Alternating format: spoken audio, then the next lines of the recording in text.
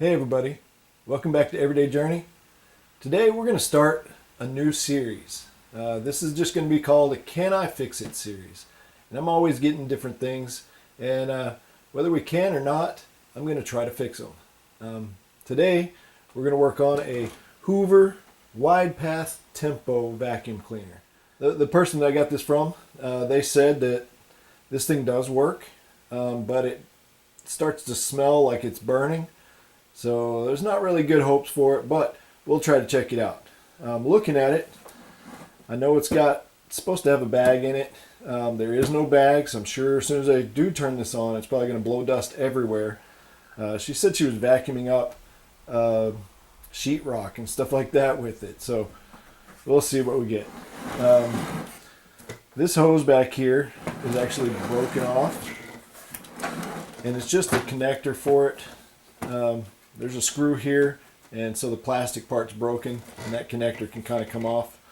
Looks like she tried to tape it up, so we're going to see what we can do. Maybe we can put a piece of metal over here, like a hose clamp or something like that, just to hold it in place. But we're not going to work on that yet. We're first going to see what it does, see what's going on with it. Here's something I noticed with it though, and this kind of scares me. So before we even plug it in, we're going to work on this. This thing has actually got bare wire showing in it, so I'm going to strip that back and go ahead and splice it and make sure that I make a good connection there and make sure it's well insulated before ever plugging this in. So let's go ahead and do that first. Alright, so looking at this, who knows what it got caught on or something, but it just tore through the insulation a little bit. And it got a hold of one wire and just kind of took the insulation off of it. None of the other wires are bothered here, so I think I'm just going to go ahead and wrap it up a lot better.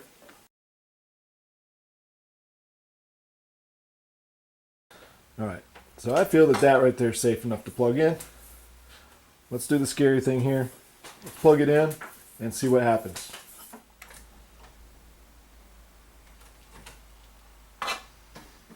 Got no sparks, lights are still on, so let's see what goes on with this.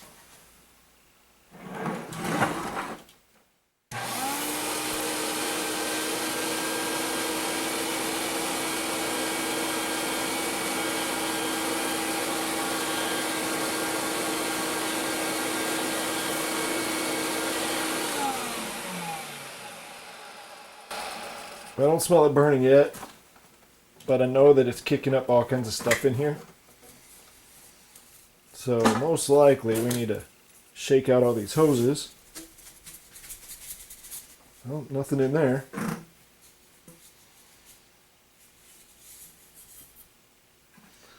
So I guess it's just kicking it out of here. It needs a bag in it.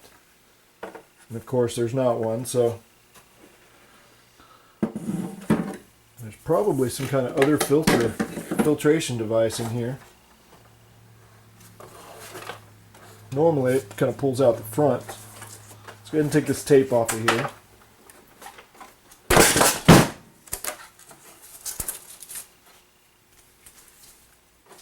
What we'll do now is go ahead and try to take the motor assembly out.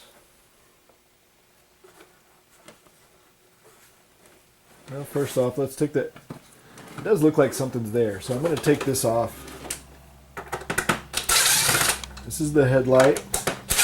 In the case that you didn't have a headlight, or you needed one on yours, take this off, 2 screws, and there's your bulb. So that's out. This still does not want to come out. There is one screw right there for the bulb. It could be making this stay in there. And it is. And of course there's nothing back there, so there's no extra filter there. I guess actually there's where the extra filter would have been, right here. And of course that's not there either. So if I do get this working properly, then somebody's going to have to buy a bag for it and buy a HEPA filter to go in this.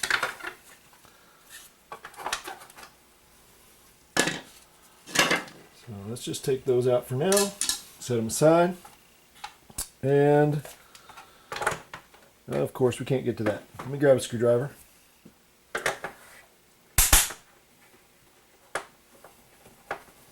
There's 2 screws right here. Hoping that it helps take this whole top part off, but we'll see.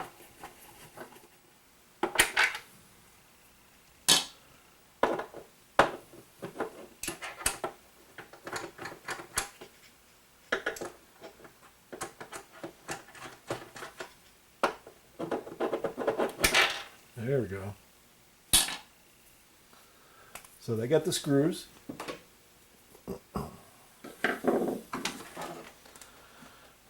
And whatever that is up there is not coming off yet. So let's go ahead and take off all the screws we can find on here. There's 2 of them right here in the back. Let's go ahead and unplug it. We'll take these 2 screws out. And it's actually got some, I guess it's through bolted all the way through. And there is a nut on this other side here. So we'll take that out, take the other one off. And see what else we see. Screw right here, which I think is just for the cable itself, the cord. It's probably not holding anything together, although it is pretty long, so maybe it is.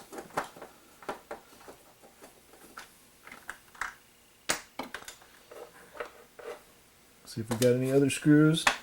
Anytime you're trying to take something apart and you see a label, kind of push down on it and see if there's an indentation there. Sometimes that's showing that there's a screw back behind it.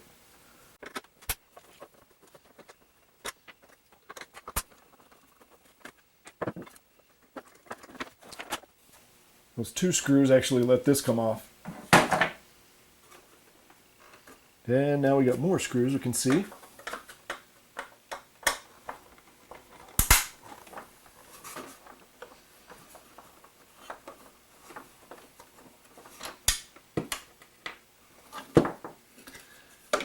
Now this whole assembly comes off and it exposes the wire here, goes up to the switch.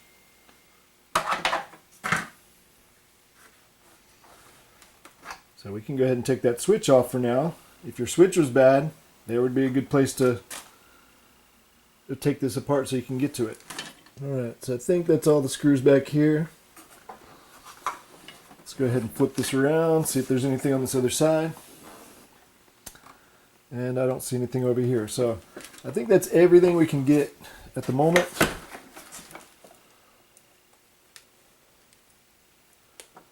So our next thing is to go ahead and take it apart from the bottom.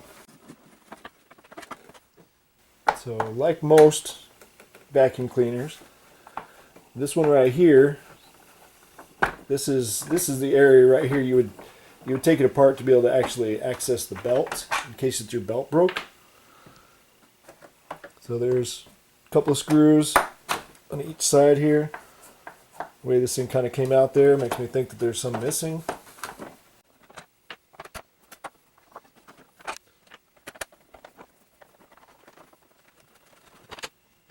Alright, with those 4 screws removed, you then can pull this out.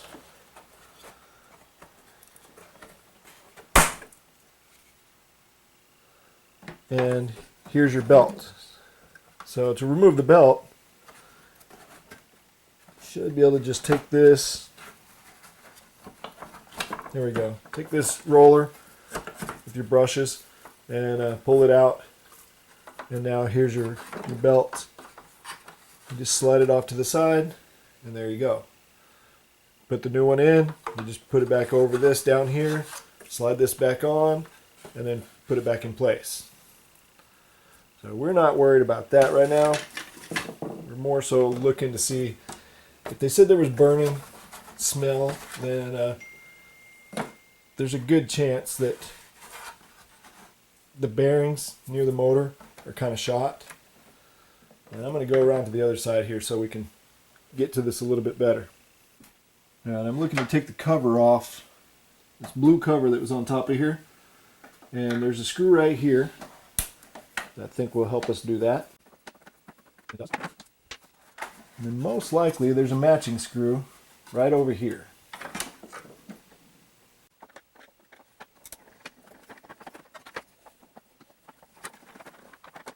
And there's our cover.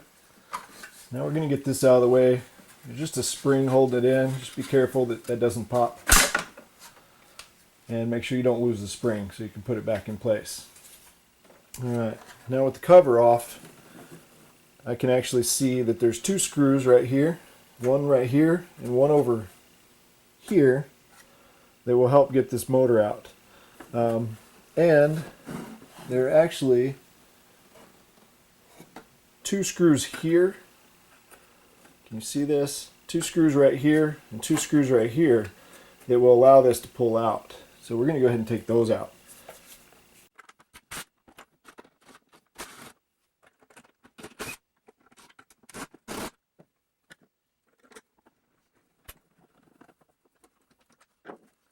Now we can lift these out and separate this.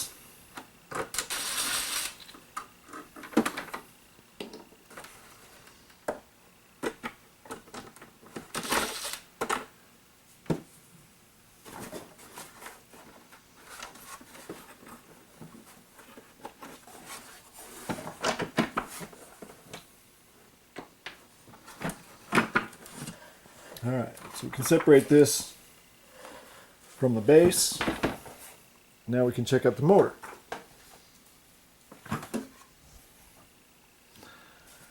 So like I said, two screws, well actually three screws, one here, and one here.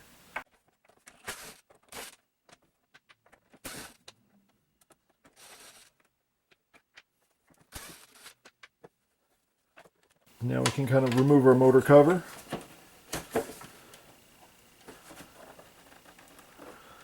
Taking this foam right here by the light. And so we're just going to push it through. The light itself, I'm just going to go ahead and push it through also. Yeah.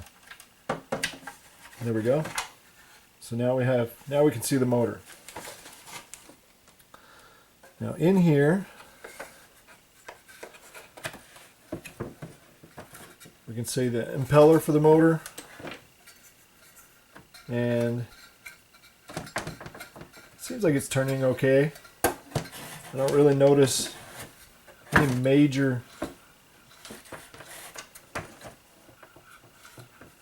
noises with it currently. Actually, now I do. Can you hear that whenever the motor turns?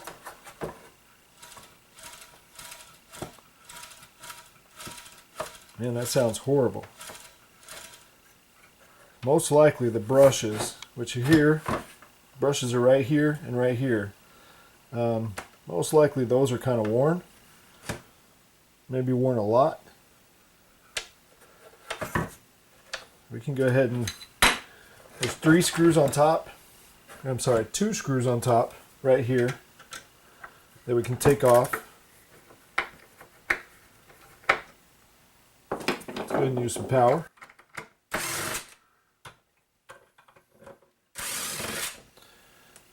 And that should allow us to get this top part off of here. And of course it's got a bearing that's up here on the top. And most likely that's what's fighting me right now. It's kind of stuck on the shaft somewhat.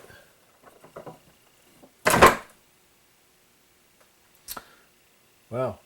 Oh man. I think I found our problem. I'll show you this in a second. Just prying these out. These are your brushes.